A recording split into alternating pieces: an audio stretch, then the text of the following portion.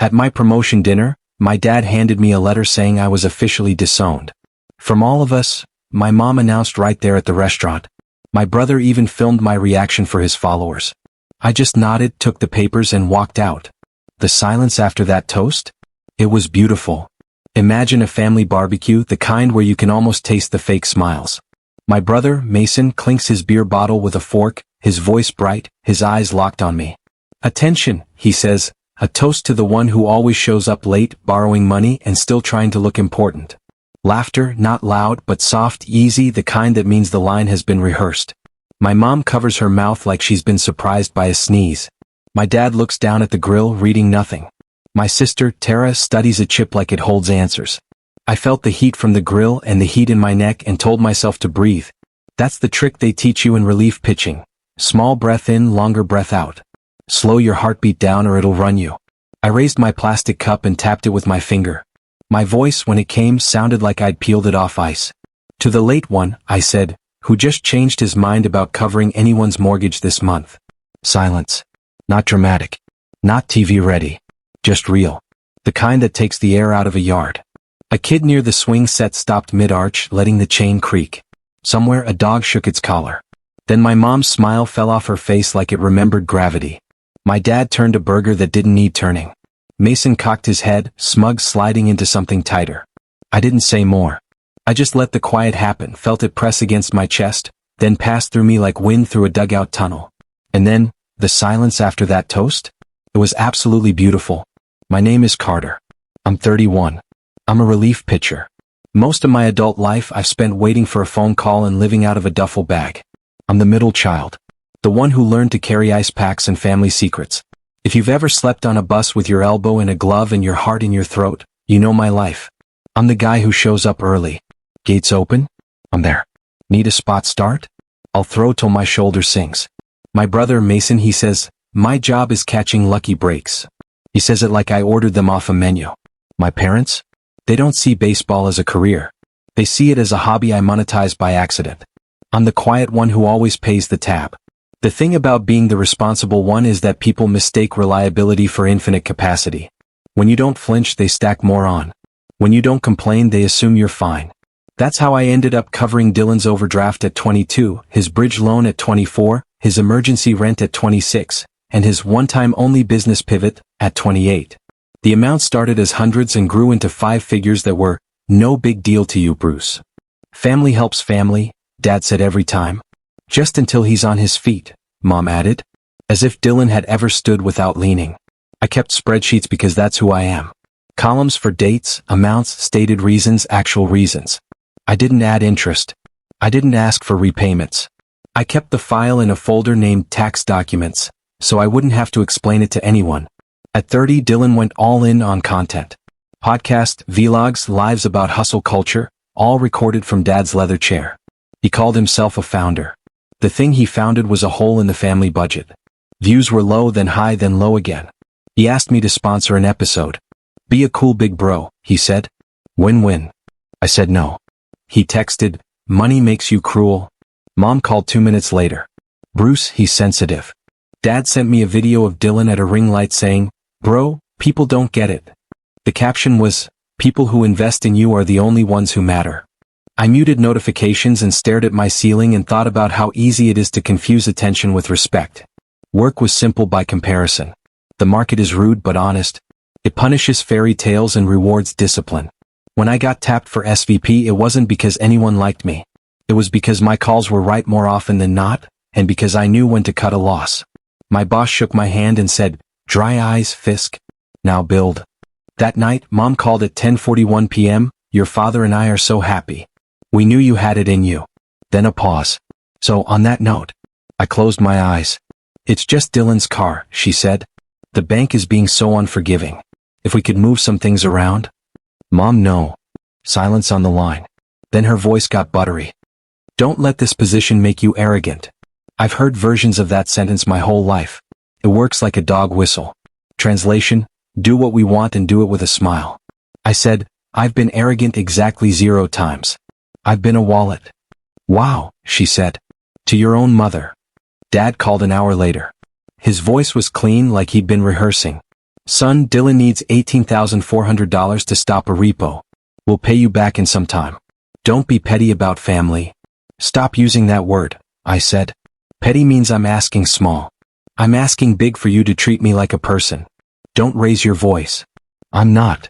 The phone made my apartment feel smaller. I'm telling you I can't do this anymore. Dad exhaled. You think that title makes you a king?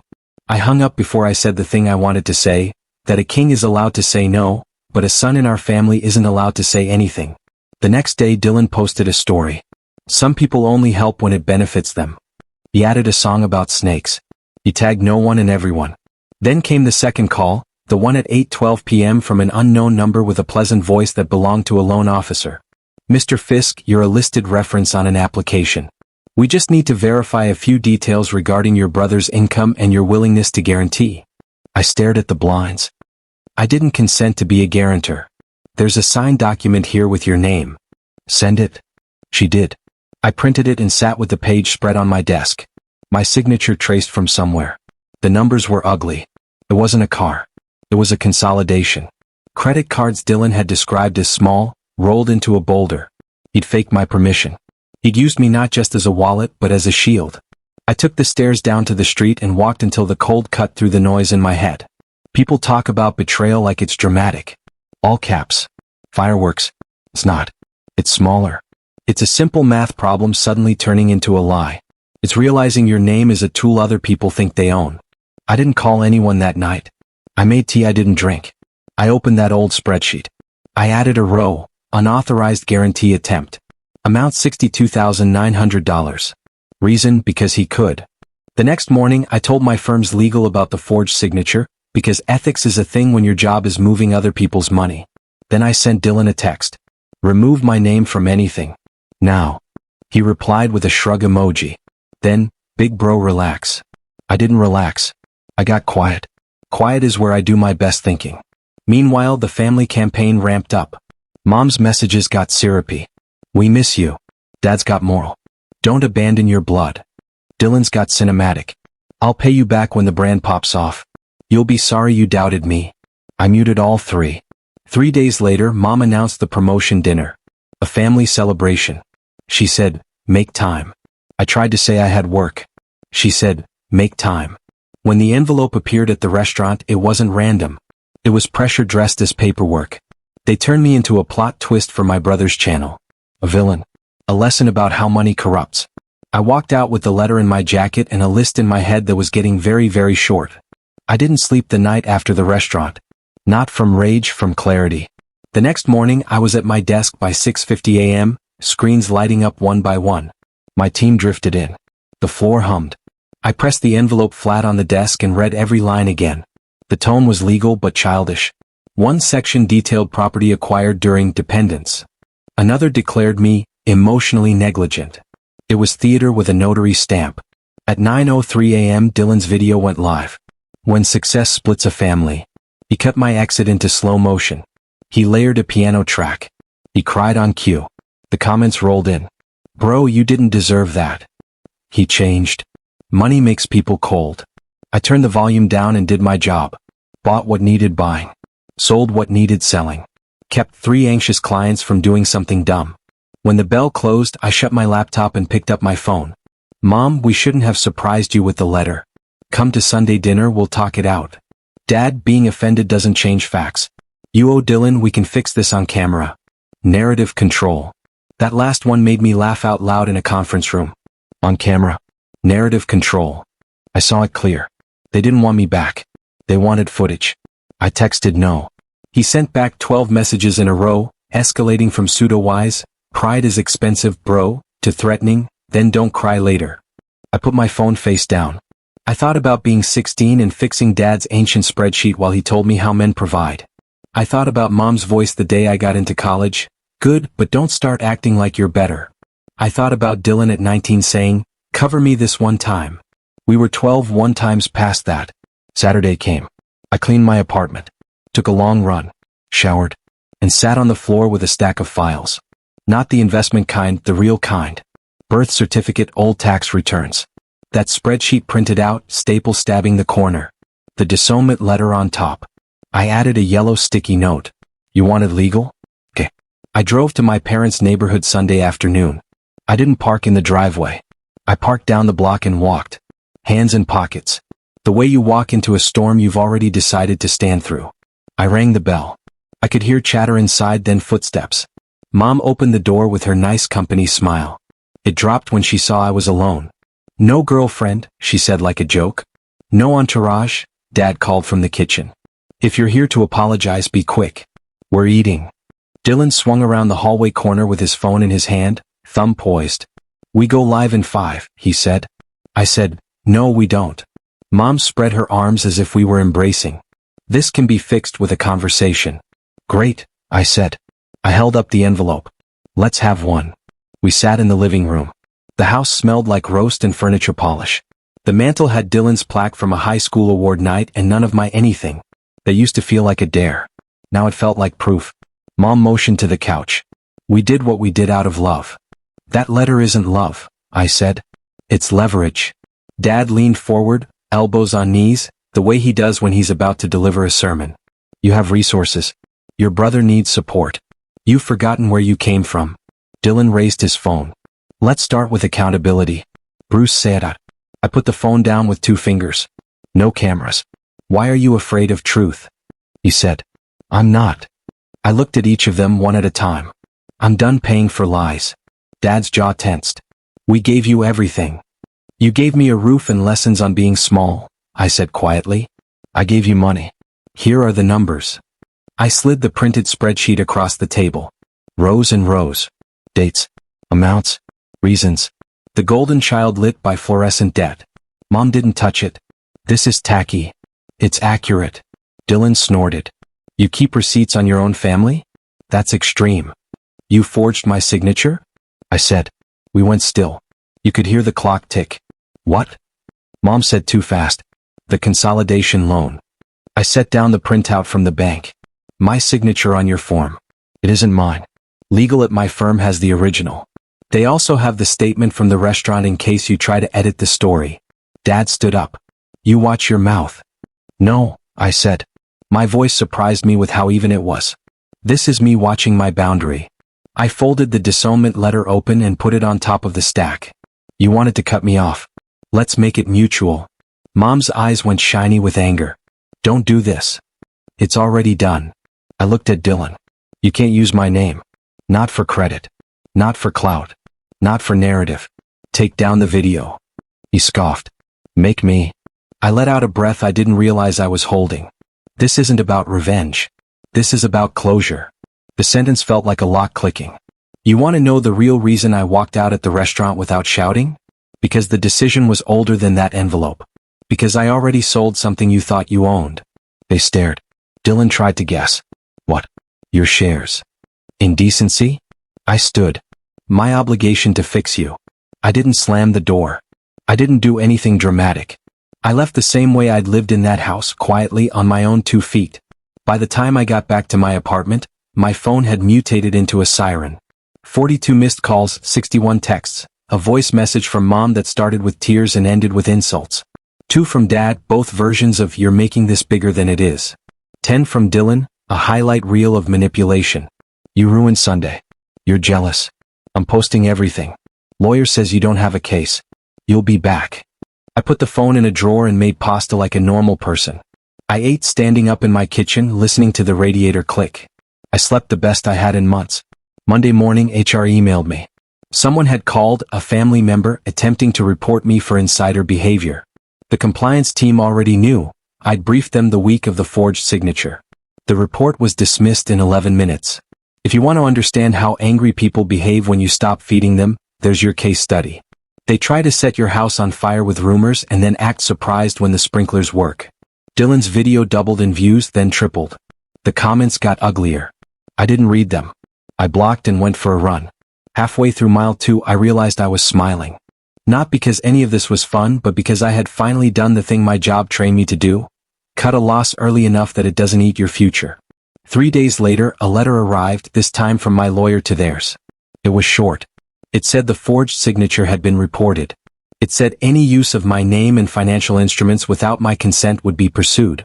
It said the defamatory content in the video was being documented. It didn't roar. It didn't threaten. It was calm, which is worse if you're the kind of person who thinks noise equals power. Mom texted, "How could you sick lawyers on your own mother?" I wrote back, "I didn't. I defended myself." Dad called from a blocked number. "You think money protects you?" "No," I said. "Boundaries do." He hung up. Here's the part one didn't expect. The emptiness where daily drama used to be. It felt like when the market closes and the screens go dark. At first, your hands keep twitching, waiting for another alert. Then your shoulders drop. Then you notice silence is not nothing. It's space. I filled it with small things. New towels. A citrus plant that would probably die under my care and then didn't. I started sitting in a cafe before work and not looking at a screen for 20 minutes. I called clients back at reasonable hours. I didn't apologize for not being a 24/7 machine. My boss said, "Whatever you're doing, keep doing it." On Friday, the firm announced my promotion publicly. LinkedIn did its thing. The likes, the well-deserved, the acquaintances asking to pick my brain. Then came a DM from a name I hadn't seen since college, Claire. She dated Dylan for 2 years pre-content. The message was 3 lines. "He's been using your name to threaten vendors. My brother on Wall Street will ruin you. I'm sorry. I thought you should know." I wrote, "Thank you." Then, "You don't owe me for his choices." Saturday morning, my doorman handed me a thick envelope. Same cream paper.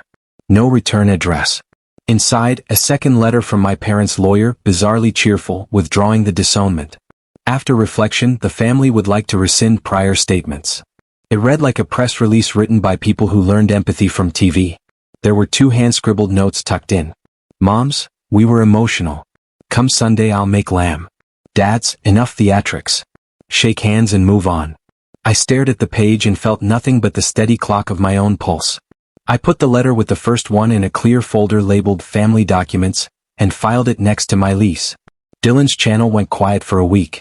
Then he posted a new video, accountability update. He didn't name me. He talked about toxic family structures and breaking cycles. He turned off comments. He posted a photo of a new mic. He started a Patreon. He messaged me. "We cool?" "No," I wrote back. "We're done." He called immediately. "Don't do this. We can benefit each other." "How?" "You could come on my pod. Talk about finance. People love brothers with different vibes." "Dylan," I said, and the sadness in my voice surprised me. "You can't see me unless I'm useful." Silence. Then the small voice he used to use when he was 8 and trying not to cry after Dad yelled. "So never?" "I hope you figure yourself out," I said. "But I'm not your ladder." Click. Weeks passed. The texts slowed. The calls dropped to 0. What stayed were the habits I was building without them. I cooked the same breakfast every day. I went to bed before midnight. I stopped proving I was useful to people who used me. That freed up more time than I expected. In that extra time, I finally sold what needed selling. You thought it was my stocks. It wasn't. I kept those. What I sold was the narrative, quietly, cleanly, to myself. I took the version of me that my family wrote, the one where I'm the resource, the background, the sure thing, and I cashed it out. I replaced it with a new line item, person. I put it in my internal portfolio labeled non-negotiables. Around then my Aunt Ruth called. The one relative who never asked for $1 and always brought actual food to holidays. "Haven't heard your voice," she said. "You okay?" "I'm lighter," I said. "Good," she said. "Remember, a no is a full sentence." "Did Mom send you?" "I sent myself," she said. "Also, please eat something besides eggs and coffee." We laughed. I hung up and cooked actual vegetables because Aunt Ruth is the only person I'll take orders from. Not everything was neat. A cousin DM'd me to say Dad had been complaining at a barbecue that I'd turned snobby. A neighbor told me Mom cried in the grocery store about how Bruce abandoned us in our time of need. I didn't chase those fires. I let people believe whatever made sense to them. I'd wasted too much time managing perceptions. It's exhausting work pretending to be someone's villain so they can feel like a hero. On a Tuesday, I got an email from my firm's pro bono arm about a finance literacy workshop at a community center. I said yes. Saturday morning, I stood in a room with 20 people who wanted to understand budgets and credit reports. I drew boxes on a whiteboard. I said sentences I needed to hear at 18. Your budget is your boundary. If they don't respect it, they don't respect you. Someone in the back raised a hand. What if they is your mom? Especially then, I said, and the room laughed. The kind of laugh that means we're all tired of the same thing. On my way out, a guy my age stopped me. You talk like someone who survived family drama. I did, I said. Any tips? Start small. Track asked. Say one no. Tell yourself it's allowed to feel awful and keep going. He nodded like he'd been waiting for permission. I thought of Dylan staring at a ring light, of Dad at the kitchen table, arms folded, of Mom holding a letter like a gift. It hit me how much of my life had been arranged around not making other people uncomfortable. I walked home in the thin winter sun, bought oranges on the corner, and didn't check my phone for 2 hours. The last message I got from my mother was short. Sunday dinner at 5. Your seat is always here. Used to be a hook. This time it was just a sentence on a screen. I typed, no thank you. I didn't explain. Explanations are just invitations to argue. Dad never wrote again. Dylan posted a video about rebirth, then pivoted to reviewing gadgets. I stopped checking. People kept telling me updates like it was news I needed. I didn't. My life moved forward in the small ways that matter. I lifted more than I scrolled. I saved for things I actually wanted. I started sleeping on clean sheets because I washed them on Thursdays, not when I felt guilty. When I think about the restaurant now, the envelope, the camera, the entire performance, I don't feel the heat I felt that night. I feel cool air on my face outside the door and a strange gratitude that they said the quiet part out loud. It made my decision honest. If there's a moral, it's not dramatic. It's boring, which is how you know it's true. Here it is. People who love you don't make you a ledger. People who love you don't require you to bleed to prove your loyalty. And if they do, you're allowed to close the account. My name is Bruce. I'm 31. I'm a stockbroker. I am no one's emergency exit. I don't owe anyone my ruin. I won't participate in my own extraction. I won't be filmed while I'm being drained. I'm not seeking revenge. I don't need apology speeches or tearful reunions over overcooked lamb. I needed closure and I gave it to myself. I drew a line and stood on my side of it. I won't let anyone spin me without consent again. I won't let them rename my no as cruelty. I won't let guilt dress up as love and move into my life rent-free. I'm building something quieter than a viral clip and sturdier than a notarized demand.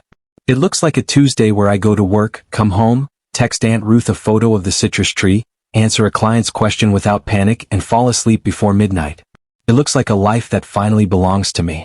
Call to action. Phew, what a story, right? It's incredible how many of us, the responsible ones, carry so much weight for our families. Have you ever been pushed to your breaking point and had to finally stand up for yourself, even when it meant breaking ties? What was your ultimate moment of clarity? Share your experiences and thoughts in the comments below. I'm really curious to hear from you.